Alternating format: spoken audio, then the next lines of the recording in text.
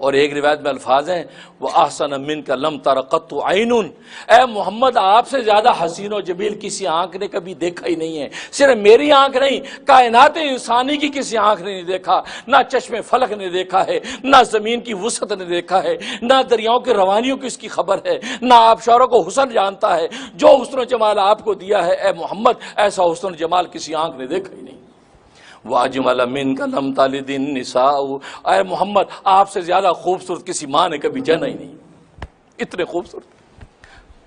خلقت مبرم من کل عیب، اے محمد آپ کو عیبوں سے پاک کر کے ایسا پیدا کیا گیا، ایسا پیدا کیا گیا کأنک قد خلقت کما تشاء، جیسا کہ خود آپ نے پیدا ہونا چاہا.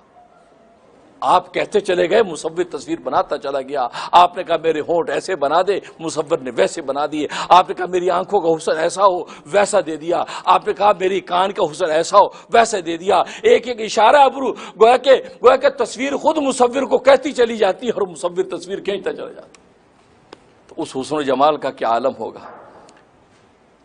وَأَحْسَنَ مِنْكَ لَمْ تَرَ قَطُّ عَيْنِي وَأَجْمَلَ مِنْكَ لَمْ تَلِدِ النِّسَاءُ خلقت مبرا من کل عیب کأنک قد خلقت کما تشاء.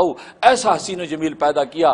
تو محمد صلی اللہ علیہ وسلم مان سجدے میں گر گئے اور اللہ کی حمد و ثنا کر رہے ہیں، یہاں تک کہ اللہ تبارک و تعالی نے فرمایا کہ ارفع راسک، اے محمد اپنا سر اٹھا، سر اٹھا، سل مانگ جو مانگتا ہے تو تجھے دیا جائے گا. اے رب ذوالجلال یہ اہل محشر کا حساب کتاب شروع کر دیجئے. یہ تو انتظار کی وجہ سے پگھل رہے ہیں، خوف زدہ ہیں، انتظار کی وجہ سے پگھل رہے ہیں، پھر حساب کتاب شروع ہوتا ہے. تو کہنے کا مقصد اس دربار کی ہیبت کا عالم یہ ہے، اس کے دبدبے کا عالم یہ ہے کہ وقت کے پیغمبر کانپ اٹھتے ہیں. تبھی تو کہا کہ ظفر آدمی نہ اس کو جانیے گا، گوہو کیسے صحب فہم و زکا، جسے عیش میں یاد خدا نہ رہی، جسے تیش میں خوف خدا نہ رہا. آدمی تو یہی ہے، نعمت ملے تو خدا کا شکر کرے، اور اگر کوئی مصیبت آ جائے تو صبر کرے. تو شکر اور صبر کے ساتھ جب چلتا ہے تو اللہ تبارک و تعالیٰ بس اس کو اپنا محبوب بنا لیتے ہیں.